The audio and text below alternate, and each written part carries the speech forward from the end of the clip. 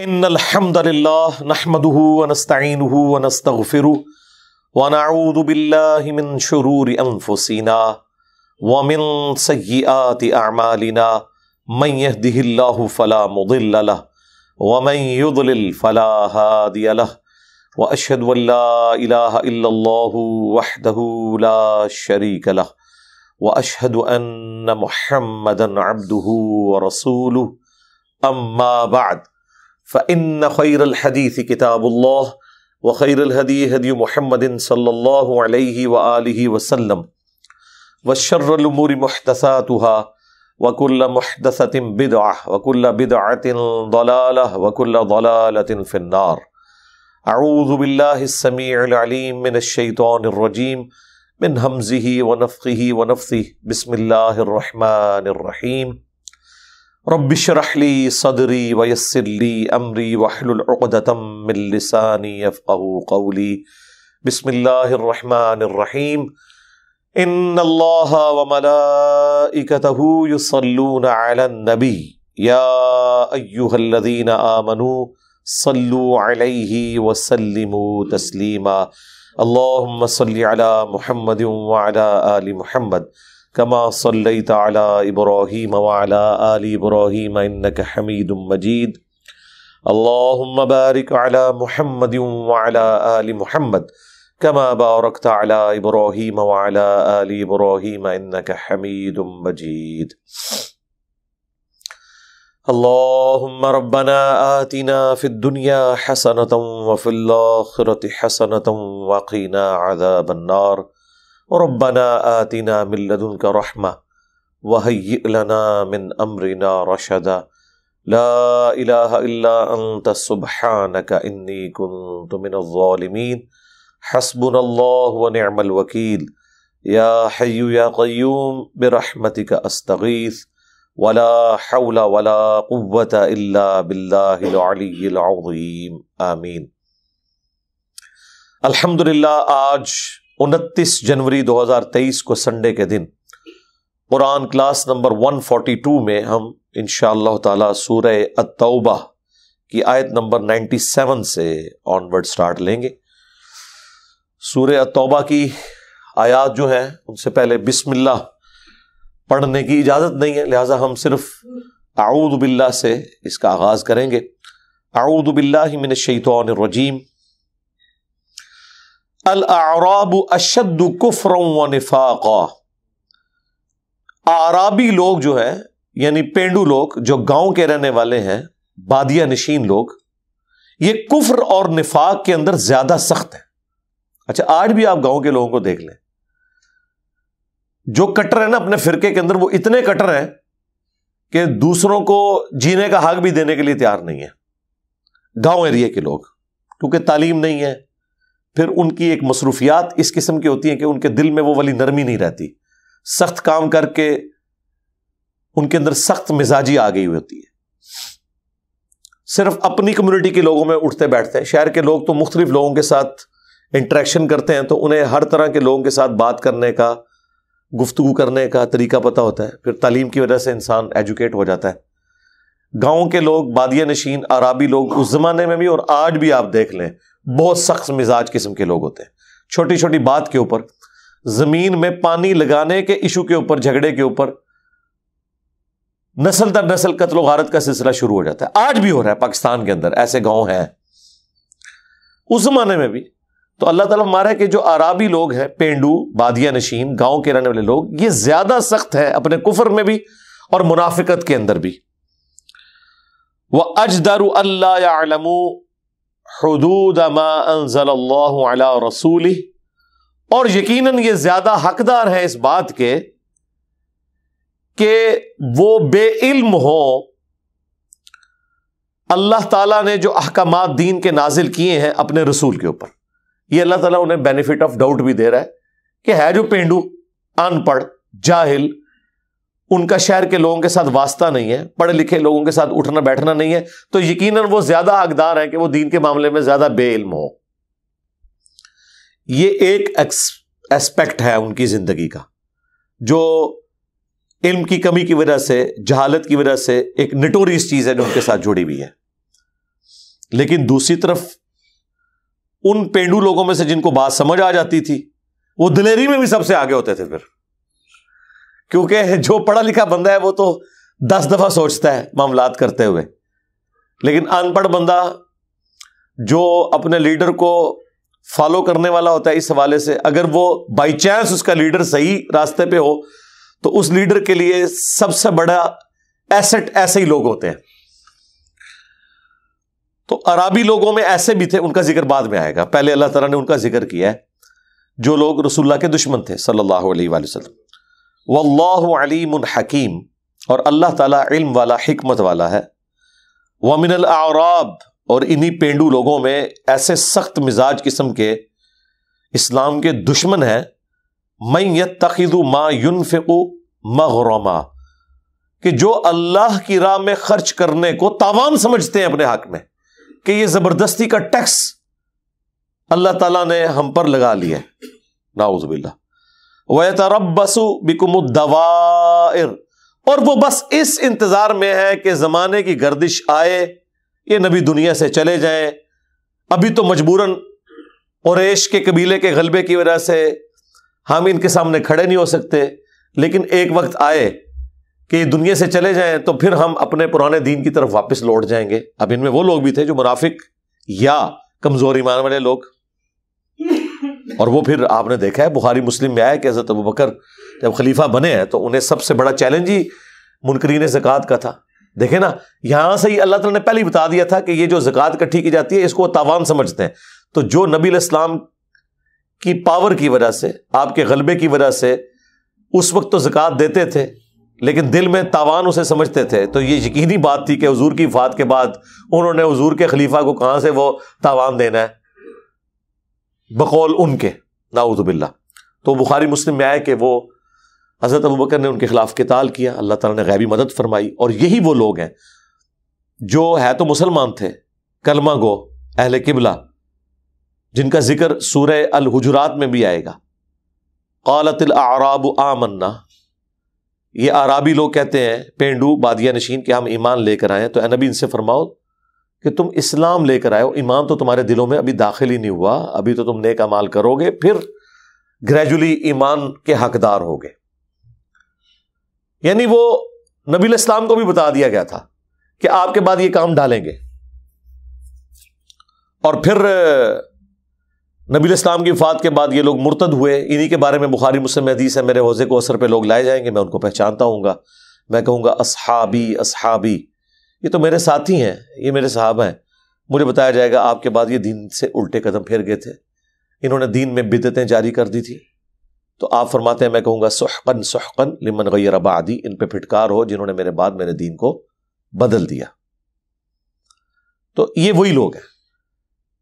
سنن دارمی میں حدیث ہے، المستدرک للحاکم میں حدیث ہے کہ نبی علیہ السلام نے آیت تلاوت کی، اذا جاء نصر اللہ والفتح ورأیت الناس يدخلون فی دین اللہ افواجا، اے نبی اللہ کی مدد آ پہنچی ہے، فتح مکہ، اور آپ دیکھ رہے ہیں کہ لوگ گروہ در گروہ دین میں داخل ہو رہے ہیں۔ یعنی حضور کو بتا دیا گیا تھا کہ اللہ نے آپ کو ایسا غلبہ دیا ہے، چونکہ وہ قبائلی سسٹم تھا، اس قبائلی سسٹم کے اندر قریش کے قبیلے کے سردار کا یعنی رسول اللہ کا سب پہ غالب ہونا، اس کی وجہ سے عرب کے لوگوں نے آپ کو ایز اے بادشاہ تسلیم کر لیا تھا، اس کی وجہ سے انہوں نے آپ کی بیعت کر لی، لیکن بائی چانس وہ ایسے بادشاہ کی بیعت کر رہے تھے جو اللہ کا پیغمبر بھی تھا، اس کی وجہ سے اس پیغمبر کا دین قبول کرنا بھی ان کے اوپر اوبلیگیٹری ہو گیا تھا۔ بعض تو اس وقت اس طریقے سے مسلمان ہوئے، وقت کے ساتھ اللہ نے انہیں پکا بھی کر دیا ایمان میں، لیکن کئی ایسے تھے جو حضور کی وفات کے بعد پھر پلٹ گئے، یہ تھے وہ لوگ۔ تو یہ المستدرک للحاکم اور دارمی میں حدیث ہے کہ نبی علیہ السلام نے جب یہ آیات تلاوت کی نا تو پھر آپ نے فرمایا ان قریب میری وفات کے بعد لوگ گروہ در گروہ دین سے نکل بھی جائیں گے۔ اب حضور کو بتا دیا گیا تھا کہ جس طرح یہ قبیلے کے قبیلے مسلمان ہو رہے ہیں اسی طرح تھوک کے حساب سے یہ نکل بھی جائیں گے۔ اور پھر اللہ تعالیٰ نے جانثار جو رسول اللہ کے ساتھی تھے ان کی مدد فرمائی، اور ایک مختصر سی جماعت نے نہ صرف ان فتنوں کے اوپر قابو پایا بلکہ رومنز اور پرشینز جو اس وقت کی سپر پاورز تھی، جن کے مقابلے میں مسلمان عددی اکثریت کے اعتبار سے بھی اور اسلحے کے اعتبار سے بھی کچھ نہیں تھے، ان پہ بھی غلبہ دیا، اور سب سے بڑھ کر لیڈر دنیا سے جا چکا ہے۔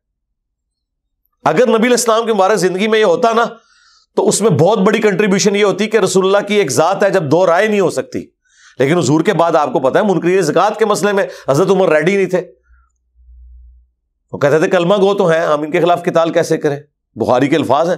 تو حضرت ابوبکر نے کہا کہ جس طرح نماز اللہ کا حق ہے نا، زکوٰۃ بھی مال میں اللہ کا حق ہے، جو اللہ کا حق توڑے گا تو وہ کفر کی کیٹیگری میں فال کرے گا۔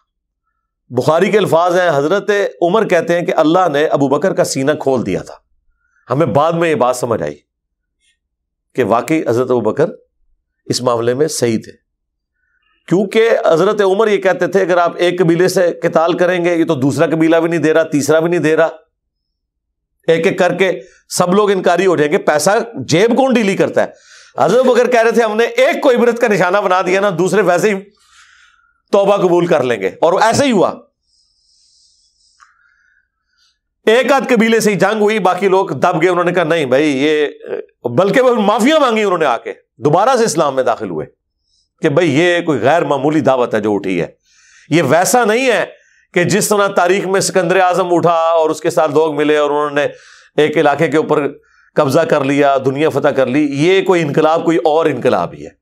هو الذی ارسل رسولہ بالہدی ودین الحق لیظہرہ علی الدین کلہ۔ اچھا یہ آیت جو ہے نا کہ نبی صلی اللہ علیہ وآلہ وسلم کو اللہ نے مبعوث اس لیے کیا ہے قرآن الہدا اور دین حق کے ساتھ تاکہ باقی ادیان پہ غالب کر دے، یہ آیت سورہ توبہ میں بھی آئے گی، یہ سورہ صف میں بھی ہے، اس صورت میں بھی آ جائے گی آگے چل کے۔ اللہ اکبر۔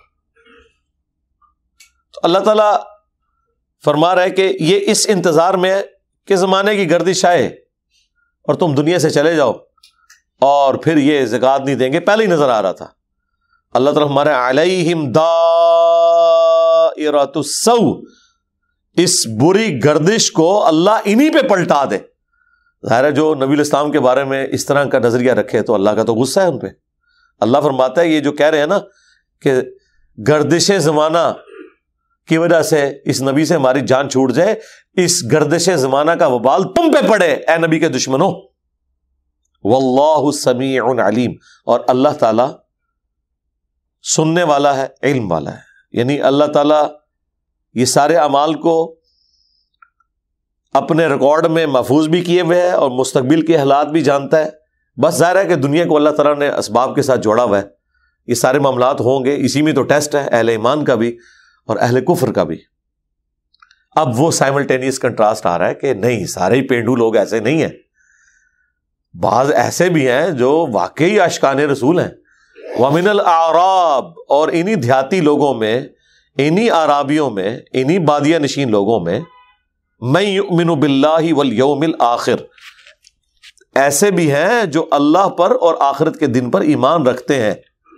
وَيَتَّخِذُ مَا يُنْفِقُ، اور جو ان سے اللہ کی راہ میں خرچ کیا ہوا مال لیا جاتا ہے، قربات عند اللہ وصلوات الرسول، تو وہ اس مال خرچ کرنے کو تاوان نہیں سمجھتے، بلکہ وہ سمجھتے ہیں کہ یہ مال خرچ کر کے ہم اللہ کا قرب حاصل کر لیں گے اور رسول اللہ کی دعاؤں کا حصہ ہمیں ملے گا۔ وصلوات الرسول، وہ حضور کی دعاؤں کا ذریعہ سمجھتے ہیں کہ ہاں ہم جتنی بھی اپنی جمع پونجی میں سے جتنا دے سکتے ہیں، یا جو obligatory زکوٰۃ ہے اگر اللہ کی راہ میں خرچ کر رہے ہیں تو اللہ تعالیٰ قیامت کے دن ہمیں پلٹائے گا، اور دنیا میں اگر ہم حضور کے قدموں پہ یہ دین کی خاطر نشاور کر رہے ہیں تو یہ سب کچھ حضور کی دعاؤں کا حصہ ہمیں ملے گا۔ الا، آگاہ ہو جاؤ، انہا قربۃ لہم، بے شک یہ واقعی اللہ کی قربت کا ذریعہ ہے، یعنی جو ان کی خواہش ہے وہ اللہ پوری کرے گا، انہیں اللہ کا قرب بھی ملے گا اور رسول اللہ کی دعاؤں کا حصہ بھی نصیب ہوگا۔ اللہم اجعلنا منہم، آمین۔ سیدخلہم اللہ فی رحمتہ، ان قریب اللہ تعالیٰ انہیں اپنی رحمت میں داخل کرے گا۔ ان اللہ غفور الرحیم، بے شک اللہ تعالیٰ بخشنے والا اور رحم فرمانے والا ہے۔ انہی قبائلیوں میں بنو تمیم بھی تھے۔ بخاری مسلم میں آیا نبی علیہ السلام مال غنیمت تقسیم کر رہے ہیں، اور بنو تمیم میں سے ایک شخص کھڑا ہوا ہے، ذوالخویسرہ التمیمی، اور وہ کہتا ہے اتق اللہ یا محمد، اے محمد اللہ سے ڈر اور انصاف کر. نعوذ باللہ. حضور نے فرمایا اگر میں انصاف کرنے والا نہیں تو اور کون ہوگا؟ تو حضرت خالد بن ولید اور حضرت عمر نے کہا یا رسول اللہ اجازت دیں، اس کا گلا کاٹ دیں، اس نے آپ کے ساتھ اس لہجے میں بات کی، آپ کے اوپر خیانت کا الزام لگایا، اور اس کا ذکر سورہ توبہ میں گزر چکا ہے آیات کے اندر. نبی علیہ السلام نے فرمایا عمر ان کو چھوڑ دو، ان کے حال پہ. ان کی آنے والے نسلوں میں بھی ایسے لوگ پیدا ہوں گے جو دین سے ایسے نکل جائیں گے جیسے تیر اپنے شکار سے آر پار ہو جاتا ہے اور اس پہ خون کا نشان بھی نہیں ہوتا. یعنی ایسا تیر جو کسی جانور کو لگ کے ایک طرف سے دوسری طرف سے نکل جائے تو اس پہ خون کا نشان بھی نہیں ہوتا. خون کا نشان تو اس پہ ہوتا ہے نا جو اندر ہی رہے.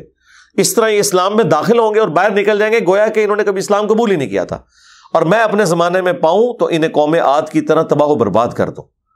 اور اسی حدیث کے اینڈ پہ ابو سعید خدری کہتے ہیں کہ یہ جو لوگ تھے یہ وہی لوگ تھے جنہیں ہم نے جنگ نہروان میں مولا علی کے ساتھ مل کر قتل کیا تھا، یعنی خوارج. تو نبی علیہ السلام فرمایا تھا ان کی نسل میں لوگ پیدا ہوں گے. ابو داؤد میں الفاظ ہے قیامت تک، سنن نسائی کے اندر مشکات کے اندر موجود ہے، قیامت تک ان کی نسلوں میں خوارج پیدا ہوں گے، اور ان کی آخری جماعت دجال کے ساتھ مل کے مسلمانوں کے خلاف قتال کرے گی. یہ مسلمانوں کو قتل کریں گے، کافروں کو چھوڑ دیں گے. الٹا گیئر لگا ہوا ہوگا اور نام اسلام کا لے رہے ہوں گے. آج کل بھی آپ دیکھ لیں کئی ایسی جماعتیں ہیں جو مسلمانوں کو قتل کرتی ہیں اور کافروں کے ساتھ ان کی دوستی ہیں. تو یہ وہی خوارج ہیں. نبی علیہ السلام فرمایا تھا یہ لوگ قیامت تک پیدا ہوتے رہیں گے. یہ بنو تمیم کا بندہ تھا، اور دوسری طرف بنو تمیم ہی ہے جنہوں نے پرشین امپائر کے خلاف جب فائنل جنگ قادسیہ ہوئی تو وہ تو ہاتھی لے کے آگے تھے. عرب کے گھوڑوں نے ہاتھی دیکھے نہیں ہوئے تھے، وہ تو اتنی بڑی بڑی بلائیں دیکھ کے گھوڑا جیسے ہی آگے جاتا تھا وہ بدک کے واپس آ جاتا تھا. گھوڑے کے سامنے گھوڑا ہو، اب گھوڑے پہ بیٹھا ہوا بندہ اگر جنگ کر رہا ہے اور سامنے سے اتنے بڑے بڑے ہاتھی آ گئے تو گھوڑے بدک جاتے تھے. تو بنو تمیم کے جو لوگ تھے ان کو سعد بن ابی وقاص نے بلایا کیونکہ یہ نہ ڈر قسم کے جنگجو لوگ تھے. ایک طرف یہی لوگ ہیں جو نبی علیہ السلام کو کہہ رہے ہیں کہ اللہ سے ڈرو، انصاف کرو، اور انہی میں وہ بھی پینڈو لوگ ہیں جو واقعی تن من دھن لٹانے کے لیے تیار ہیں. انہوں نے جناب اپنے گھوڑے چھوڑے، وہ پیدل گئے اور ہاتھیوں کے اوپر چڑھ کے ان کو گرایا. اس میں کئی شہید ہو گئے، ہاتھیوں کے نیچے بھی آ گئے. لیکن بنو تمیم کے لوگ جو ہیں وہ دلیر. اچھا آج بھی یہ بنو تمیم قبیلہ عرب میں موجود ہے، اور بخاری مسلم کے الفاظ ہیں نبی علیہ السلام نے فرمایا میری امت کا سب سے زیادہ سخت گروہ جو دجال کے خلاف ہوگا وہ بنو تمیم ہوگا. اور ابو ہریرہ کے الفاظ ہیں بخاری مسلم میں کہ جب سے میں نے نبی علیہ السلام سے بنو تمیم کی یہ تعریف سنی ہے میں بھی بنو تمیم سے محبت کرتا ہوں.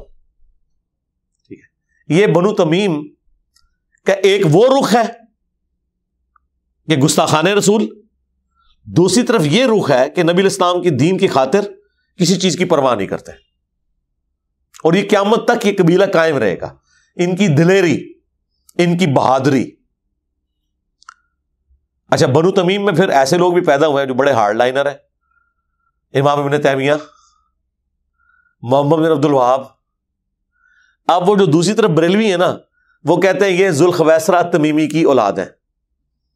ابن تیمیہ، محمد بن عبد الوہاب، وہ کہتے ہیں دیکھیں بخاری مسلم میں الفاظ ہے ایک گھنی داڑھی والا کھڑا ہوا جس کی تہمت آندھی پنڈلیوں تک تھی اور آنکھیں دسی ہوئی تھی. وہ کہتے ہیں واپس سارے دیکھ رہے ہیں اسی شکر کے ہوتے ہیں. تو اس طریقے سے وہ اس کو کو ریلیٹ کرتے ہیں اور پھر وہ ایک خاندان کو ٹارگٹ کر لیتے ہیں. بھائی بنو تمیم کے اندر اگر ذوالخویسرہ تمیمی ہے تو بنو تمیم دجال پہ بھی سب سے بھاری ہے. بنو تمیم نے جنگ قادسیہ مسلمانوں کو جتائی ہے. تو خاندان اوورآل ایسا نہیں ہوتا، اس میں اچھے برے لوگ بھی ہوتے ہیں. ایون بنو امیہ کے اندر کئی ایسے لوگ تھے جو جنگ صفین میں حضرت علی کے ساتھی تھے، حالانکہ وہ اسپیسیفکلی ایک خاندانی تعصب پہ جنگ ہو رہی تھی، لیکن اسلام ایسا غالب تھا انہوں نے حضرت علی کا ساتھ دیا. پھر حضرت عثمان جیسے لوگ بھی ہیں، حضرت عمر بن عبدالعزیز جیسے لوگ ہیں، یہ بھی تو بنو امیہ میں ہیں لیکن اللہ تعالیٰ کے اولیاء میں سے ہیں.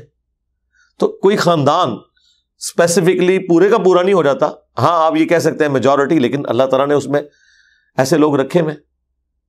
شروع میں جب ہم نے دعوت کا کام شروع کیا تو یہاں پہ جو بریلوی حضرات تھے انہوں نے میرے خلاف جو بڑے بڑے اشتہار لگائے نا، اس میں لکھا ہوا ذوالخویسرہ التمیمی، اس کے بعد ابن تیمیہ التمیمی، محمد بن عبد الوہاب التمیمی اور انجینئر محمد علی مرزا التمیمی. میں نے التمیمی لایا ہے. ٹھیک ہے. اچھا وہ آپ ان سے پوچھے گا، ہم نے کہا کہ یہ آپ نے کیوں لگایا؟ انہوں نے کہا جی آپ تو تمیمی نہیں ہے لیکن کام وہی نے، اور کام ان کے ہے کہ قرآن ان کے حلق سے نیچے نہیں گزرتا. اس طریقے سے چیزوں کو ریلیٹ کرتے ہیں.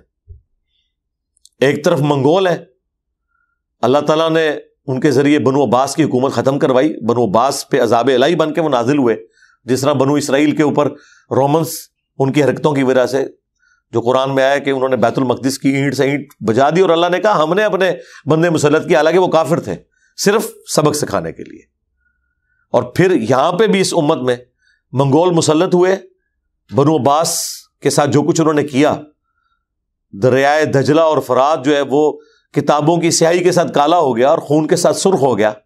لیکن پھر کچھ ہی عرصے کے بعد منگولوں نے اسلام قبول کیا، اور سرکار 600 سال پہ پھیلی ہوئی سلطنت عثمانیہ، جو اس طرز کی آخری ایک امپائر تھی، آپ سمجھ لیں. اس کے بعد سے تو ملک بننے شروع ہو گئے.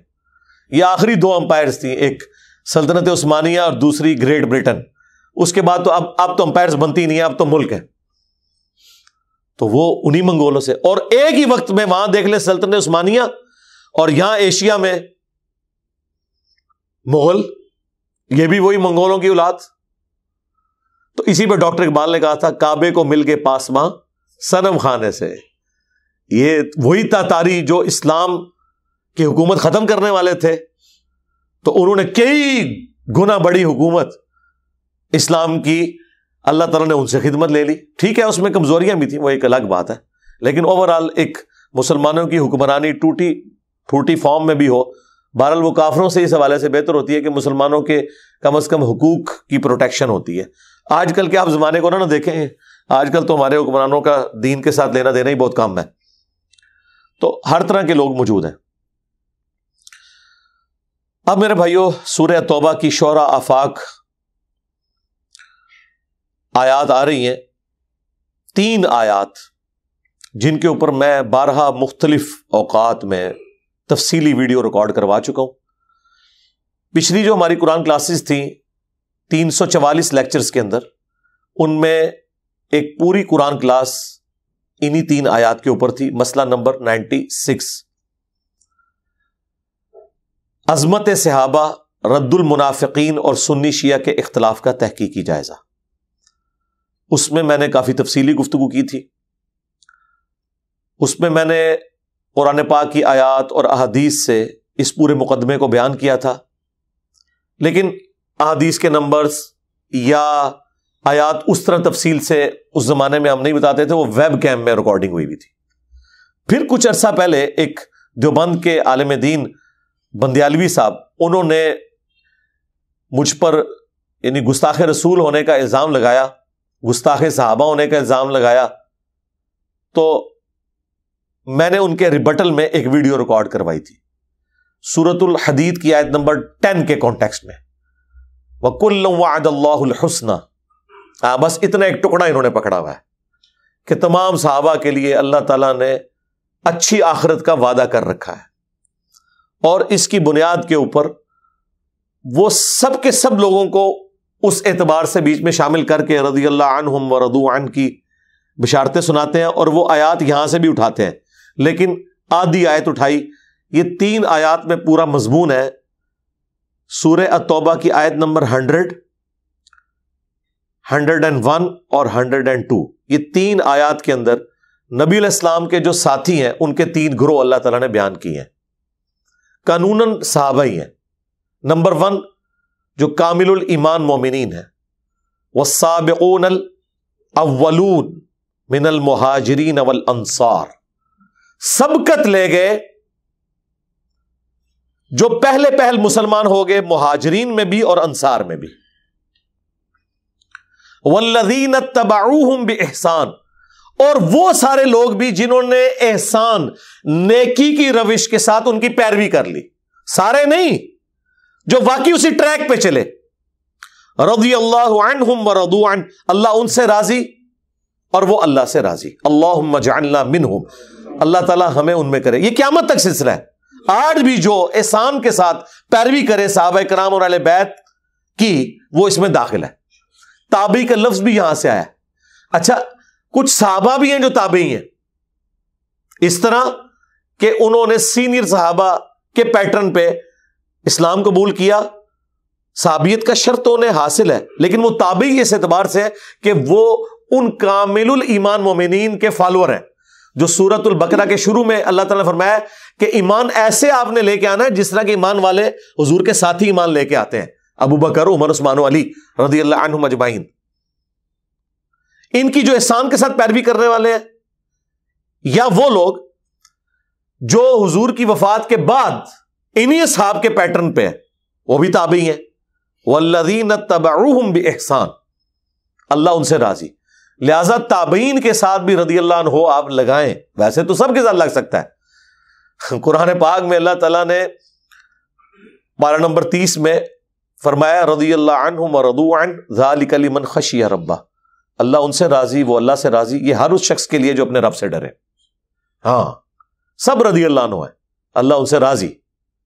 دعائیہ کلمات بھی ہیں کہ راضی ہو، اور خوشخبری بھی ہے راضی ہوا. دونوں معنی درست ہیں.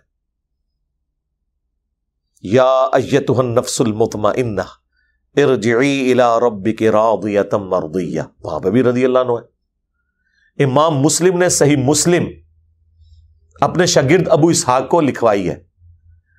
مقدمے کے بعد جب 93 نمبر حدیث شروع ہوتی ہے نا کتاب الایمان میں، حدیث جبرائیل، جو جبرائیل علیہ السلام انسانی شکل میں آئے تھے، حضور سے گھٹنے جوڑ کے انہوں نے سوالات کیے تھے، اس میں امام مسلم کا شاگرد، چونکہ باقاعدہ کتاب تو مقدمے کے بعد شروع ہوئی ہے، ویسے مقدمے میں بھی حدیثیں ہیں لیکن کتاب الایمان، تو امام مسلم کا شاگرد کہتا ہے قال ابو الحسین مسلم بن حجاج القشیری رضی اللہ عنہ، میرا استاد مسلم بن حجاج ابو الحسین مسلم بن حجاج القشیری رضی اللہ عنہ نے مجھے یہ حدیث لکھوائی. پھر وہ مسلم شریف کی وہ کتاب الایمان شروع کرتے ہیں.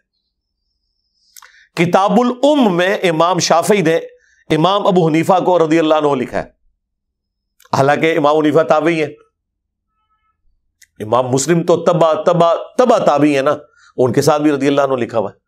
تو اس میں کوئی حرج نہیں ہے. رضی اللہ عنہ بھی کہہ سکتے ہیں، علیہ السلام بھی کہہ سکتے ہیں، رحمہ اللہ بھی کہہ سکتے ہیں. اس پہ میری تفصیلی ویڈیو قرآن و سنت کے دلائل کی روشنی میں ریکارڈ ہے. المہند میں تو مقدمے کے اندر خلیل احمد سہارنپوری نے علماء دیوبند کو رضی اللہ عنہ لکھا ہوا ہے. بریلویوں کے علماء اعلیٰ حضرت کو رضی اللہ عنہ کہتے ہیں. سارے ایک دوسرے کے لیے دعائیہ کلمات. شیخ عبد القادر جیلانی کو رضی اللہ عنہ لوگ کہتے ہیں. خیر، یہ ہماری ساری اسیسمنٹ ہے، باقی تو اللہ کو پتہ ہے. اچھا، صحابہ کرام ایک دوسرے کو رضی اللہ عنہ نہیں کہتے تھے، یعنی جب کوئی صحابی فوت ہو جاتا تھا تو دوسرا صحابی اس کا نام لے کے رضی اللہ عنہ نہیں کہتا تھا. رحمہ اللہ تعالی، اللہ اس پہ رحم کرے.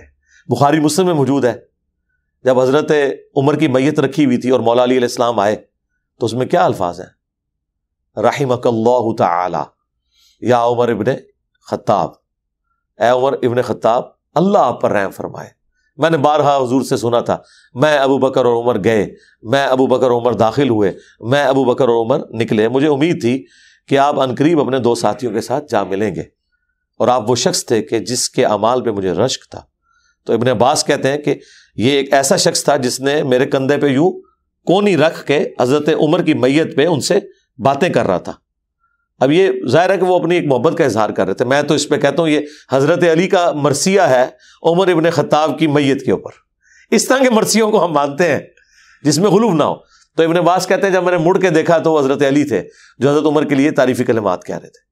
تو یہ رحمہ اللہ تعالی یہ آپ بول سکتے ہیں.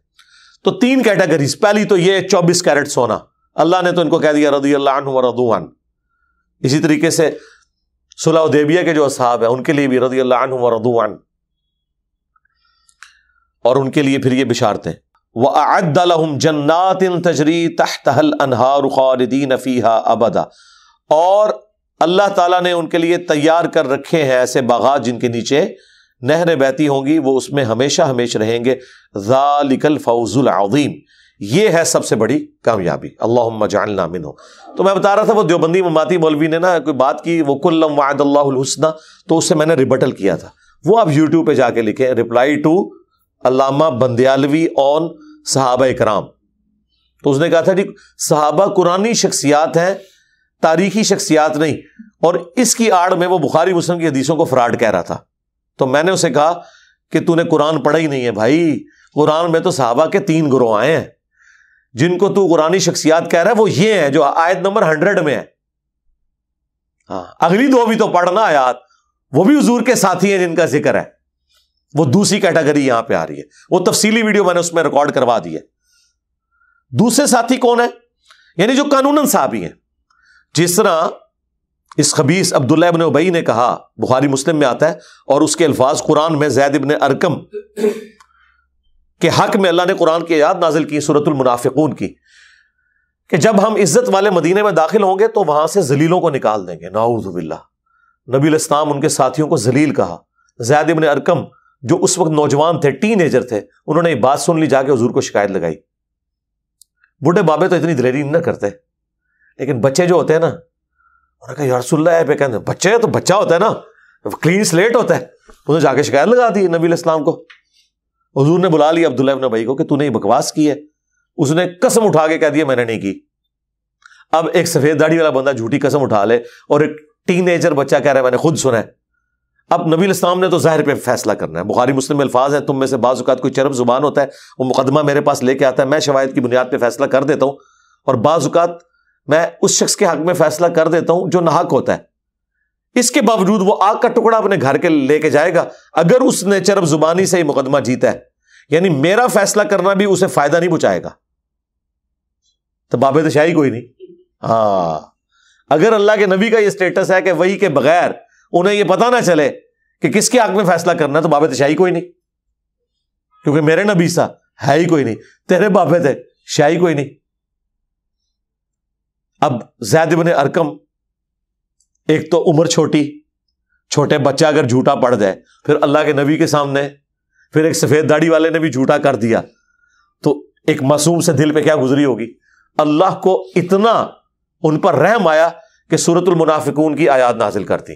اور ایگزیکٹ وہی جملے عبداللہ ابن ابی کے حوالے سے اللہ تعالیٰ نے قرآن میں نقل کر دیے کہ یہ لوگ ہیں جو کہتے ہیں جب ہم عزت والے مدینے میں داخل ہوں گے، ایک جہاد سے واپس آ رہے تھے. اچھا اس جہاد میں حضور کے ساتھ لڑنے گئے ہوئے، ہاں تھوڑا سا قافلہ آگے پیچھے ہوا ہے، پیچھے غیبت کرنی شروع کر دی. اس لیے ہم غیبت منع کرتے ہیں. گئے حضور کے ساتھ ہیں اور غیبتیں کر رہے ہیں صحابہ کرام کی. اچھا قرآن میں آیات نازل ہو گئی. اب تو جناب زید ابن ارقم کا نام قیامت تک لیا جائے گا کہ جن کے حق میں قرآن نازل ہوا. بخاری کی اس حدیث میں آتا ہے کہ جب یزید نے واقعہ حرہ میں اہل مدینہ پر ظلم کیا نا، تو انس ابن مالک انصاری صحابی بڑے دکھی تھے، زید ابن ارقم بھی انصاری صحابی تھے. تو انہوں نے حضرت انس کو ایک خط لکھا ان کی دل جوئی کے لیے کہ پریشان نہ ہو، اگرچہ اتنے مسلمان یزید کی فوجوں نے ہلاک کر دی ہیں، تو اے انس آپ کو پتہ نہیں ہے کہ حضور نے تو ہمیں پہلے ہی بتایا تھا کہ انصار مدینہ کے ساتھ میری وفات کے بعد ظلم کیا جائے گا، اور تم صبر کرنا یہاں تک کہ حوض کوثر پہ مجھے ملنا. یہ خط جب حضرت انس نے پڑھا نا تو اپنے شاگردوں کو بتایا، جانتے ہو یہ زید ابن ارقم کون ہے جس نے مجھے خط لکھا ہے دلاسے کے لیے؟ یہ وہ ہے جس کے لیے سورۃ المنافقون کی آیات نازل ہوئی تھی. عبداللہ ابن ابی کی شکایت جب اس نے لگائی تھی وہ مکر گیا، تو اللہ نے اس شخص کو سچا ثابت کرنے کے لیے قرآن میں آیات نازل کر دی. ٹھیک ہے. اچھا آیات نازل ہوئی، بخاری مسلم کے الفاظ ہیں، حضرت عمر نے کہا یا رسول اللہ اجازت دیں، یہ ایسے بندے کو تو میں نہیں چھوڑوں گا. آپ نے فرمایا عمر چھوڑ دو، لوگ کہیں گے یہ اپنے ساتھیوں کو، اپنے صحابہ کو قتل کرواتا ہے.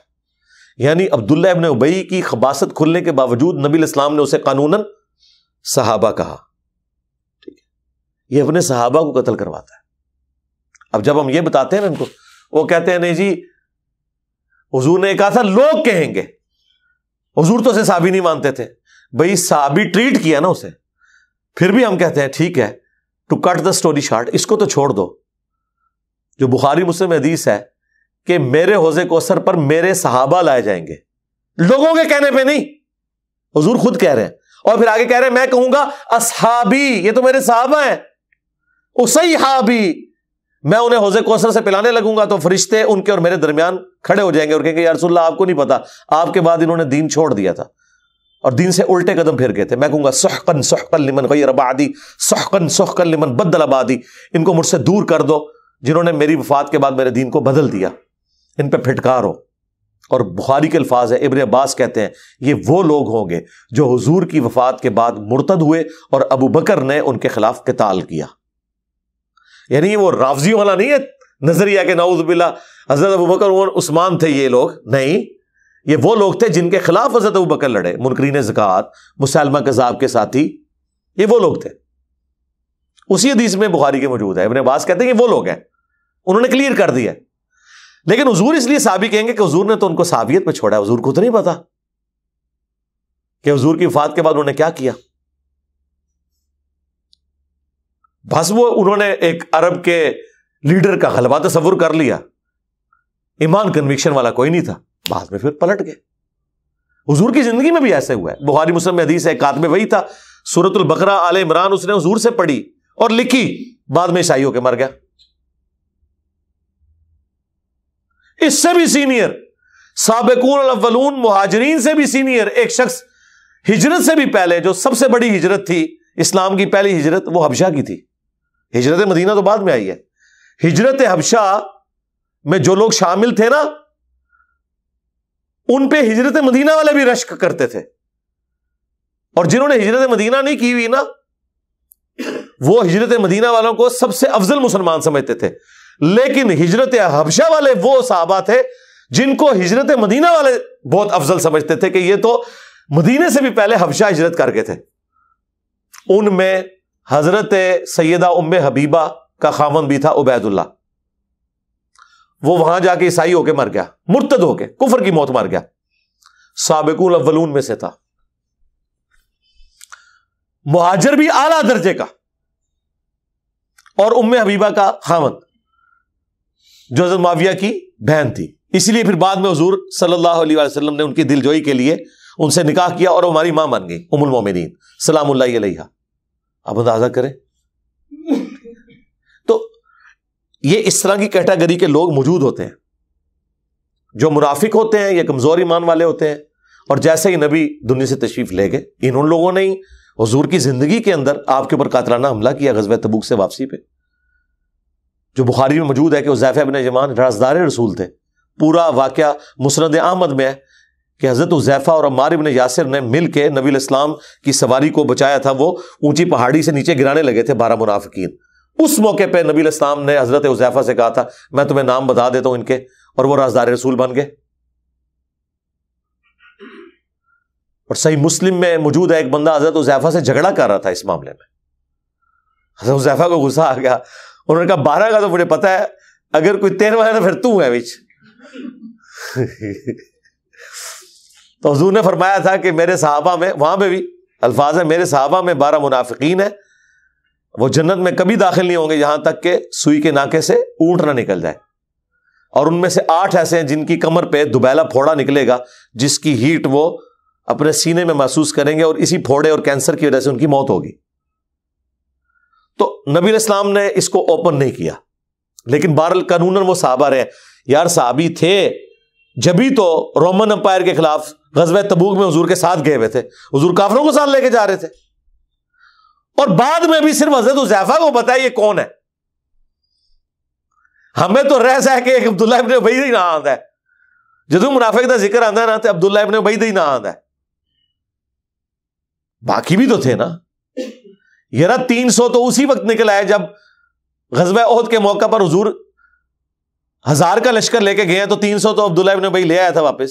ابن مسعود کہتے ہیں اللہ کی قسم احد سے پہلے اگر مجھے کہتا نا کوئی کہ میں اللہ کی قسم اٹھا کے کہوں گا حضور کے ساتھیوں میں کوئی منافق نہیں ہے, میں قسم بھی اٹھا دیتا, کیونکہ ابن مسعود جو تھے وہ خود تو کلین سلیٹ تھے. وہ سمجھتے تھے یار حضور جیسی شخصیت کے ساتھی ہوں اور 2 نمبر ہوں, اتنی بڑی پرسنالٹی کے ساتھ رہتے ہوئے بھی کوئی بندہ ایمان کنوکشن والا نہ رکھے, یہ ہو نہیں سکتا. لیکن ان کو کیا پتا تھا جڑے ایتھے پیڑے اور لاہور بھی پیڑے اور کعبے بھی پیڑے, اور وہ نکل آئے. 300 تو اسی وقت نکل آئے, 1000 میں 300 تو ریشو پروپورشن نکال لیں آپ. تو پھر جو اسلام پھیلا اسلام کے غلبے کی وجہ سے دب دب کے بیچ میں آنا شروع ہو گئے، اور وہ اتنے منافق، اتنے کٹر کہ اللہ نے ان کا ذکر کر دیا یہاں پہ کہ ان کا حال یہ ہے، وَمِمَّنْ حَوْلَكُمْ مِنَ الْأَعْرَابِ، اور تمہارے آس پاس خصوصاً جو یہ پینڈو لوگوں میں ایسے لوگ ہیں منافقون، جو منافق ہیں، وَمِنْ أَهْلِ الْمَدِينَةِ، اور اہل مدینہ شہر والے لوگوں میں بھی، مدینے کے اندر بھی منافق موجود ہیں۔ اب یہ نہیں ہے کہ صرف پینڈو ہے، نہ شہری بھی ہیں۔ مَرَدُوا عَلَى النِّفَاقِ، اتنے پکے اور کٹر منافق ہیں اور ایکٹر ہیں پکے قسم کے۔ لا تعلموہم، کہ اے نبی اور ان کے اصحاب تم انہیں نہیں جانتے، اتنی پیاری ایکٹنگ کرتے ہیں۔ یہ عبداللہ ابن ابی جو ہے، یہ تو جمعے والے دن پہلے سب میں ہوتا تھا، کہتا تھا نیڑے نیڑے آؤ، جو حضور کہتے ہیں سنو۔ ہاں آج کل بھی آپ کو مسجدوں میں ایسے کوئی کمیٹی کے ممبر نظر آتے ہیں نا، بعد پتہ چلتا ہے کہ مسجد کے چندے سے چوری بھی انہوں نے کی ہوئی ہے۔ ہاں وہ انہوں نے ایک لبادہ اوڑا ہوتا ہے اپنے اوپر نا، دین کا لبادہ، ایک ان کا ایک پروفیشن ہوتا ہے نا۔ تو اس زمانے میں بھی اللہ تعالیٰ مارا مَرَدُوا عَلَى النِّفَاقِ، بڑے پکے قسم دے ایکٹر قسم دے نے جن کو تم نہیں جانتے۔ نحن نعلمہم، ہم انہیں جانتے ہیں۔ وہ اللہ نے پھر بعد میں نبی الاسلام کو بتایا، لیکن رسول اللہ نے بھی اسے ایکسپوز نہیں کیا، صرف حذیفہ ابن یمان کو بتایا۔ تو سرکار یہ دوسری پارٹی ہے جو حضور کے ساتھیوں میں قانوناً صحابی ہیں، وہ تو حضور کی وفات کے بعد مرتد ہوئے نا، جو سنن دارمی میں حدیث ہے المستدرک الحاکم میں حضور نے تلاوت کی، اذا جاء نصر اللہ والفتح ورأیت الناس يدخلون فی دین اللہ افواجا، اے نبی دیکھا ہم نے تمہیں فتح دی ہے تو کس طرح لوگ گروہ در گروہ دین میں داخل ہو رہے ہیں۔ پھر ساتھ ہی حضور نے فرمایا بس میری وفات کے بعد اسی طریقے سے لوگ گروہ در گروہ دین سے نکل بھی جائیں گے۔ اور وہی ہوا، منکرین زکوٰۃ، مسیلمہ کذاب، کتنے عرب کے قبائل، اور یارہ 3-4 بندوں نے تو دعوی نبوت کر دیا۔ انہوں نے سمجھا کہ عرب پہ غلبہ پانے کا ایک طریقہ یہ بھی ہو سکتا ہے کہ آپ دعوی نبوت کر کے بندے ساتھ جوڑ لو اپنے۔ اچھا پھر حضرت ابوبکر اس کے اوپر نا بڑے اچھے ریمارکس انہوں نے دیے۔ حضرت ابوبکر نے حضرت عمر سے کہا کہ دیکھو حضور کی برکت یہ ہوئی ہے کہ اب بت پرستی کوئی نہیں کر رہا، جو بھی کر رہا ہے وہ دعوی نبوت ہی کر رہا ہے، اللہ کا کانسیپٹ اب نہیں ختم ہوگا اس سرزمین سے۔ دیکھا نا، پوائنٹ ٹو بی نوٹڈ۔ اب یہ قوم بت پرستی کی طرف نہیں جائے گی، دعوی نبوت ہی کیا۔ طلحہ اسدی نے کیا، مسیلمہ کذاب نے کیا، سجا عورت نے دعوی نبوت کر دیا، ٹھیک ہے، لیکن بت پرستی کی طرف نہیں گئے۔ تو اس کا مطلب ہے کہ اہل سنت والجماعت لکھ لینے سے کوئی اہل سنت والجماعت بن نہیں جاتا، اپنے نام کے ساتھ مولانا علامہ لکھنے سے کوئی اہل علم ہو نہیں جاتا، ٹھیک ہے، جب تک کہ اس کے اندر وہ گٹس موجود نہ ہو۔ اور پھر پیغمبر ہونا تو ایک وہبی چیز ہے، یہ تو کسبی تو ہے ہی نہیں، کوئی حاصل کر ہی نہیں سکتا۔ حضور نے خواب دیکھا، بخاری مسلم میں آتا ہے کہ میں نے خواب میں دیکھا کہ میرے ہاتھ میں 2 سونے کے کنگن ہیں، تو میں نے اس کو بڑا رنجیدہ ہوا، اس خواب کی حالت میں بڑا غمناک ہوا، میں نے اس پہ پھونک ماری تو وہ دونوں کنگن غائب ہو گئے۔ یعنی یہ بھی حضور کو خواب میں بتایا گیا کہ یہ ختم بھی ہو جائے گا فتنہ۔ تو نبی الاسلام جب اٹھے، آپ نے صحابہ سے کہا کہ یہ خواب کی تعبیر میں نے 2 جھوٹے پیغمبروں سے کی ہے جو دعوی نبوت کریں گے۔ مسیلمہ نے تو حضور کی زندگی میں دعوی نبوت کر دیا تھا، باقاعدہ اس نے قاصد بھیج دیے حضور کے پاس کہ اے نبی یہ جو نبوت ہے نا، کچھ شیئرز مجھے دے دو اس کے، ہم آپس میں، وہ یہ سمجھ رہے تھے کہ یہ کوئی بندہ خود دعوی نبوت کر دیتا ہے۔ تو نبی علیہ السلام نے فرمایا یہ تو اللہ کا اختیار ہے، میں تو ایک ٹہنی بھی جو ہے نا وہ بھی شیئر نہیں کر سکتا کسی کے ساتھ، میرا تو اختیار ہی کوئی نہیں ہے۔ اور اگر قاصد کا قتل کروانا جائز ہوتا نا تو میں تیرے یہ جو قاصدین ہیں میں انہیں قتل کروا دیتا، لیکن آپ نے نہیں قتل کروایا، چھوڑ دیا۔ وہ تو پھر حضرت ابوبکر کے زمانے میں جب انہوں نے فتنہ کھڑا کیا تو خالد بن ولید کو جنگ یمامہ میں حضرت ابوبکر نے بھیجا اور اس کا فتنہ ختم ہوا۔ اور وہ بھی دیکھیں کس شخص کے ہاتھوں ختم ہوا، حضرت واشی قاتل حمزہ۔ ہائے ہائے ہائے ہائے، یہ اللہ نے کیسا اس کو ایک فضیلت دے دی۔ اور جب بخاری کے الفاظ ہیں، انہوں نے واشی کو قتل کیا، انہوں نے کہا میں نے اسلام کے بھی بہترین شخص کو قتل کیا تھا، حمزہ ابن عبد المطلب سید الشہداء، اور اسلام کے بدترین دشمن مسیلمہ کذاب کو، اس کو بھی میں نے قتل کیا۔ اسلام کا سب سے بڑا دشمن وہی ہو سکتا ہے نا جو رسول اللہ کی ختم نبوت پہ ڈاکہ مارے، دعوی نبوت کرے۔ تو اللہ نے کیسا بیلنس کروا دیا۔ اچھا لیکن پھر بھی وہ پوری زندگی انہوں نے دوسرے تیسرے درجے کے شہری کی زندگی گزاری ہے، انہیں ایکسیپٹنس ملی کوئی نہیں، کیونکہ جو دو تابعین ملنے جاتے ہیں نا، وہ کہتے ہیں ہم گئے تو وہ بالکل ایک کونے میں بیٹھے ہوئے تھے گھر کے، جیسے مشکیزہ کالے رنگ کا ہوتا ہے، ہم سمجھے مشکیزہ پڑا ہے تو وہ تھے، وہ بہت کالا سیاہ رنگ تھا ان کا، حبشی تھے نا، ٹھیک ہے نا. تو یعنی ان کو مسلمان کوئی اچھی نظر سے دیکھتے نہیں تھے حضرت واشی کو. ظاہر ہے وہ بخاری میں آیا، حضور نے بھی کہا تم میرے سامنے نہ آیا کرو. پتہ نہیں انہوں نے اللہ سے کتنا رو رو کے مانگا ہے، اللہ نے بیلنس کروا دیا ہے مرنے سے پہلے. اب وہ کہتے ہیں میں حضور کو یہ چہرہ تو دکھا سکتا ہوں نا کہ اگر میں نے آپ کے سب سے محبوب شخص کو قتل کیا ہے تو آپ کے سب سے بڑے دشمن کو بھی میں نے ہی قتل کیا ہے. اللہ تعالیٰ اس نیکی کو میری اس غلطی کا کفارہ بنا دے. ویسے تو وہ کفارہ ویسے بھی ہے، وہ تو مسلم کے الفاظ ہیں، جو اسلام قبول کر لے اگلے کے گناہوں کا کفارہ ہے، لیکن ایک گلٹ وہ تو دل میں رہتا ہے نا، وہ ان کے دل میں تھا. اللہ نے ان کو سن لیا اور ان کے ہاتھوں اتنا بڑا کام کروا دیا. تو یہ ایسے پکے منافق ہیں کہ اے نبی تم اور تمہارے ساتھی ان کو نہیں جانتے. سنعذبہم مرتین، ہم انہیں دگنا عذاب دیں گے. دنیا میں ذلت کا عذاب، وہ سب سے بڑا عذاب تو ہوا جو آگے چل کے آئے گا. مسجد درار انہوں نے بنائی تھی، وہ اللہ نے وہ توڑوا دی. حضور کو کہہ کے کہا نہ تو اس میں نماز پڑھنی ہے، یہ مسجد جو ہے یہ مسجد درار ہے. میں اکثر کہتا ہوں اگر آج حضور دنیا میں آ جائے نا تو اکثر مسجدیں جو فرقوں کے نام پہ یہ ساری مسجد درار ہی بنی ہوئی ہیں، یہ ساری توڑوا دی جائیں. ثم یردون الی عذاب عظیم، پھر انہیں لوٹایا جائے گا اس بڑے عذاب کی طرف، قیامت کے دن کے عذاب کی طرف. یہ دوسری کیٹیگری ہوگی منافقین کی. قانوناً صحابہ لیکن اندر سے منافق. نبی علیہ السلام کو بھی 12 بندوں کے نام بتائے گئے، باقیوں کے نہیں بتائے گئے. وہ بھی وہ تھے جنہوں نے قاتلانہ حملہ کیا تھا، اور وہ بھی صرف حذیفہ کو انہوں نے بتایا، بعد کے لوگوں کو نہیں بتائے. ظاہر اور رازدار رسول تھے.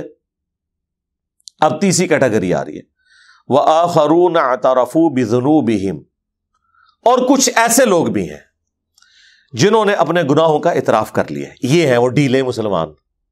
یعنی میں اپنے ساتھ کمپیئر نہیں کر رہا، حضرت ابوبکر عمر عثمان و علی کے مقابلے پہ ڈھیلے مسلمان، جو ان سے غلطیاں ہوتی ہیں، کمزوری ہے، وہ اپنے گناہوں کا اعتراف بھی کرتے ہیں. وہ کہتے ہیں ٹھیک ہے اسی انہیں پکے مسلمان نہیں، لیکن سستی ہو جاتی ہے تو اعتراف کرتے ہیں. خلطوا عملا صالحا وآخر سیئا، اور انہوں نے اچھے اور برے اعمال ملا دیے میں، یعنی غلط کام بھی ان سے کبھی کبھار ہو جاتے ہیں، ڈنڈی بھی مار جاتے ہیں بیچ میں، اور اچھے اعمال بھی کرتے ہیں. عسى اللہ ان یتوب علیہم، ان قریب اللہ تعالیٰ ان کی طرف توجہ فرمائے گا. یعنی اگر یہ صحیح راستے پہ آگے تو اللہ تعالیٰ ان کی توبہ کو بھی قبول کرے گا. ان اللہ غفور رحیم، بے شک اللہ تعالیٰ بخشنے والا مہربان ہے. یہ وہ تیسری کیٹیگری ہے. یہی وہ تیسری کیٹیگری ہے جس میں ہم ان لوگوں کو سمجھتے ہیں کہ جن لوگوں نے حضرت علی رضی اللہ تعالیٰ عنہ کے خلاف جنگ صفین میں جو لوگ شامل ہوئے، تو ایسے بہت تھوڑے لوگ تھے، صحابہ میں سے تو اکا دکا لوگ تھے، زیادہ تر تو اہل شام ہی تھے وہ، لیکن بہرحال صحابی ہیں وہ، لیکن ان کا سٹیٹس وہ والا نہیں ہے جو اوپر سابقون الاولون کا ذکر ہوا. باقی کسی کو شوق ہے تو میری وہ ویڈیو دیکھ لے، رپلائی ٹو علامہ بندیالوی آن صحابہ کرام ان قرآن. تو میں نے اس کو کہا تھا کہ تو نے اگر قرآن پڑھا ہوتا نا تو تجھے اتنا ایک ٹکڑا ہی مل رہا ہے. کلم وعد اللہ الحسنى، سورۃ الحدید سے قرآن میں 3 اصحاب کیٹیگری میں آئے. وہ کلم وعد اللہ الحسنى وہی ہیں جو اس ٹیسٹ کو پاس کرتے ہیں، ورنہ تو یہ کیا قرآن سے ٹکرا رہا ہے؟ ایسا نہیں ہے. سورہ توبہ تو آخر میں نازل ہونے والی سورت ہے، بخاری مسلم میں آیا، تو اس میں تو بتایا جا رہا ہے اور بھی پریکٹیکلی ہمیں نظر بھی آ گیا. کلم وعد اللہ الحسنى، ان لوگوں کے لیے جو پوری کمٹمنٹ کے ساتھ مرتے دم تک قائم رہے. ساروں کے لیے بشارت نہیں ہے. تو یہ کوئی اتنا آسان معاملہ نہیں ہے کہ اس طریقے سے چیزوں کو آپ اپنی مرضی سے کریں. صحابہ کرام کی کیٹیگریز ہیں، ہجرت مدینہ سے پہلے، ہجرت مدینہ کے بعد، صلح حدیبیہ سے پہلے، صلح حدیبیہ کے بعد، فتح مکہ سے پہلے، فتح مکہ کے بعد، یوں درجہ بدرجہ ہے. وہ سورۃ الحدید کی آیت نمبر جو 10 ہے نا، اس کے کانٹیکس میں ایک حدیث ہے مسلم شریف میں، اور پوری تفصیل آئی ہے تفسیر ابن کثیر میں مسند احمد کے حوالے سے، کہ حضرت خالد ابن ولید کو حضور نے ایک لشکر میں بھیجا، اور کچھ حصہ اس کا بخاری میں بھی موجود ہے. وہاں انہوں نے سے مس ہینڈلنگ ہوگی. کچھ لوگ تھے جنہوں نے اسلمنا کہنے کی بجائے کہ ہم اسلام لائے، انہوں نے کہا ہم اپنے دین سے پھر گئے، اور دین سے پھرنا وہ اپنے پرانے دین یعنی بت پرستی سے پھر گئے۔ حضرت خالد بن ولید نے اس کی انٹرپریٹیشن یہ کی کہ یہ اسلام چھوڑ گئے، مرتد ہو گئے، اگرچہ باقی صحابہ نے انہیں کہا کہ آپ اس طرح نہ کرو، انہیں قید کر لو، حضور سے فیصلہ کروائیں گے۔ ان کا کہنے کا مقصد کیا ہے؟ وہ لاکھ پیٹتے رہے، کچھ لوگوں کو حضرت خالد نے قتل کر دیا، اور باقی جو صحاب تھے انہوں نے اپنے اپنے حصوں کے لوگوں کو چھپا کے رکھا، انہیں نہیں قتل کیا۔ اسی موقع پہ حضرت خالد بن ولید نے عبد الرحمن بن عوف کو گالی دے دی تھی، جو مسلم شریف میں آیا 6488 نمبر حدیث، اور انہوں نے آگے حضور کو شکایت کی۔ بخاری میں الفاظ ہیں، جب حضور تک شکایت پہنچی اس حوالے سے کہ یہ حضرت خالد نے قتل کیا ہے، آپ نے 2 دفعہ ہاتھ اٹھا کے کہا اے اللہ خالد کے اس عمل سے میں بری ہوں، یہ خود جواب دے ہے۔ اور پھر حضور علیہ السلام نے وہ جو قتل ہوئے تھے سب کی دیت ادا کی، 100 اونٹ، ہاں انٹینڈڈ نہیں مسئلے کو چھوڑا، ظاہر مسلمان قتل ہوئے تھے۔ تو حضرت خالد پھر پچھتاتے تھے کہ کاش میں اس سے پہلے مسلمان ہی نہ ہوا ہوتا، یہ گناہ تو مجھ سے دھل جاتا، مس ہینڈلنگ تو ہوگی ان سے۔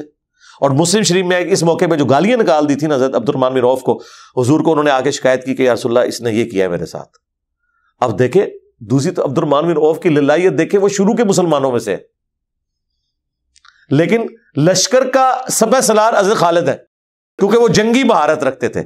حضور نے میرٹ پہ فیصلہ کیا، سینیئرٹی کو چھوڑ دیا، اور نیچے کے لوگوں کی مہارت بھی دیکھے۔ کسی نے یہ نہیں کہا کہ جی میں اتنا سینئر ہوں، یہ بعد میں بندہ ہے آگے کیوں نکل گیا۔ یہاں پہ بھی اکیڈمی میں بھی اگر کوئی سینئر ہے یا جونیئر ہے، اس سے کوئی فرق نہیں پڑتا میرے بھائی، دار ارکم کے ساتھ جو جڑا ہوا ہے وہ دیکھنا ہے کس بندے کی کیا کمپیٹنسی ہے، اس کو کون سی ڈیوٹی اسائن کرنی ہے۔ ورنہ مجھے بتائیں عبد الرحمن بن عوف کے اوپر خالد بن ولید کو لگا دینا، یہ زمین و آسمان کو ملانے والی بات ہے۔ عبد الرحمن بن عوف پہلے 10 مسلمانوں میں سے ہیں، عشرۃ المبشرہ ہیں۔ آپ کو حضرت علی تو نظر آتے ہیں حضور کا دفاع کرتے ہوئے، لیکن ذرا ایک لمحے کے لیے کبھی سوچیں کہ جب حضور نے دعوی نبوت کیا اس وقت تو حضرت علی کی عمر 8 سال تھی۔ 8 سال کا بچہ تلوار چلا سکتا ہے کیا؟ اس وقت حضور کی حفاظت کون لوگ کرتے تھے؟ عبد الرحمن بن عوف، سعد بن ابی وقاص، یہ اس وقت بڑی عمروں کے تھے۔ حضرت علی تو بعد میں میدان عمل میں آیا نا، جب آپ ینگ ایج میں پہنچے ہیں۔ شروع میں جنہوں نے حضور کی حفاظت کی ہے وہ تو یہ لوگ ہیں، حضرت حمزہ، ٹھیک ہے۔ تو اس لیے پھر حضور کو اتنا غصہ آیا، مسلم کے الفاظ ہیں، آپ نے حضرت خالد کو بلا کے ڈانٹا، آپ نے فرمایا خالد تو میرے صحابہ کو گالیاں دے رہا ہے، اب تو احد پہاڑ کے برابر سونا بھی خیرات کر دینا۔ میرے عبد الرحمن بن عوف نے جو 1 مد گندم خیرات کی ہے 600 گرام، اس کے آدھے 300 گرام یعنی 1 مٹھی گندم عبد الرحمن بن عوف خرچ کرے، اور تو 7.5 کلومیٹر پہ پھیلا ہوا احد پہاڑ اس کے برابر سونا بھی خیرات کر دے، تو عبد الرحمن کا مقابلہ نہیں کر سکتا۔ سرکار 7.5 کلومیٹر تو چھوڑ دیں، اتنے سے ایریے پہ اگر پتھر ہو اور اس کے برابر سونا آپ کیلکولیٹ کریں تو اربوں ڈالرز بنتے ہیں۔ 7.5 کلومیٹر تو کوئی دنیا کمپیوٹر بھی نہیں کیلکولیٹ کر سکتا، اتنا بڑا فرق ہے۔ حالانکہ حضرت خالد بن ولید فتح مکہ سے پہلے مسلمان ہوئے ہیں، لیکن صلح حدیبیہ کے بعد ہوئے ہیں۔ یہ دونوں کٹھے ہوئے تھے، عمرو بن عاص اور خالد بن ولید، اور وہ وہاں سے واپس آ رہے تھے بےزتی کروا کے نجاشی سے، نہیں حوالے کیے تھے ان کے، اور یہ یہاں سے جا رہے تھے، دونوں ملے، ان کا واللہ یہ اللہ کے رسول ہیں، ان کے ساتھ غیبی مدد ہے، مجھے نہیں لگتا کہ ہم ان پہ غلبہ پا سکتے ہیں۔ تو وہ اسلام قبول کر لیا، لیکن اس کے باوجود نبی الاسلام نے حضرت خالد بن ولید کو ڈانٹا کہ اب تم بہت پہاڑ کے برابر بھی سونا خیرات کر دو نا، عبد الرحمن بن عوف کا مقابلہ نہیں ہو سکتا۔ اچھا، سپہ سالار خالد بن ولید ہے، اور فضائل کا فرق اتنا ہے کہ خالد بن ولید پوری زندگی کیا، ان کو کروڑوں سال کی زندگی بھی مل جائے، عبد الرحمن بن عوف جیسا عمل کر ہی نہیں سکتے۔ تو اس کا مطلب ہے مرتبہ اپنی جگہ، ڈیوٹی اپنی جگہ، وہ تو نبی الاسلام میرٹ کے اوپر، اور یہی پھر میرٹ حضرت ابوبکر نے کیا، حضرت عمر نے مخالفت کی ہے کہ آپ جو ہے وہ سعد بن ابی وقاص، ابو عبیدہ ابن جرح کے اوپر خالد بن ولید کو لگا رہے ہیں یرموک میں۔ انہوں نے کہا ہاں خالد ہی ہوگا، کو ابو عبیدہ تو امین الامت۔ انہوں نے کہا ٹھیک ہے، جب فتح ہو جائے گی پھر گورنر اسی کو لگاؤں گا، لیکن جنگ میں خالد جیسا تیز بندہ کوئی نہیں ہے۔ خیر وہ پھر اصل وقت فوت ہوئے تو حضرت عمر نے پہلا خاتی یہ لکھا کہ خالد عہدے سے معزول. خیر اس میں بھی حکمت تھی، وہ حضرت عمر کا جو ڈیسیژن تھا اس نے پے کیا. ایک بت پرستی تو ٹوٹ گئی کہ یہ فتوحات خالد کی وجہ سے نہیں ہو رہی، رب خالد کی وجہ سے ہو رہی ہے. تو حضرت عمر کا ڈیسیژن جو ہے اس کی ایک وہ والا اسپیکٹ بھی ہے سوچنے والا. بہرحال نبی علیہ السلام نے عبد الرحمن بن عوف کی فیور میں حضرت خالد کو اتنے سخت الفاظ کے. اب مجھے بتائیں، یہ تو کمپیریزن ہو رہا ہے خالد بن ولید اور عبد الرحمن بن عوف کا، جو کہ فتح مکہ سے پہلے مسلمان ہوئے ہیں خالد بن ولید. اب جو لوگ فتح مکہ پہ طلقاء ہیں، معافی مانگ کے مسلمان ہوئے ہیں، ان کا حضرت علی یا عمار ابن یاسر کے ساتھ تو کوئی کمپیریزن ہی نہیں بنتا. وہاں تو کئی اور پہاڑ چاہیے. ٹھیک ہے، زمین و آسمان کا فرق ہے. اس حوالے سے پھر ہم نے موقف رکھا تھا کہ یار اللہ کے بندو، اصحاب جمل جو ہیں وہ 24 کیرٹ سونا ہے، وہ سابقون الاولون ہیں، حضرت طلحہ، زبیر، سیدہ عائشہ علیہ السلام اجمعین. اسی لیے اللہ نے ان کو مرنے سے پہلے توبہ بھی نصیب کی ہے. حضرت طلحہ بھی توبہ کر کے فوت ہوئے، حضرت زبیر بھی معافی مانگ کے فوت ہوئے، حضرت عائشہ تو پوری زندگی روتی تھی. لیکن جو اصحاب صفین ہیں ان کا معاملہ تو، ان میں تو کوئی بھی سابقون الاولون میں سے نہیں ہے.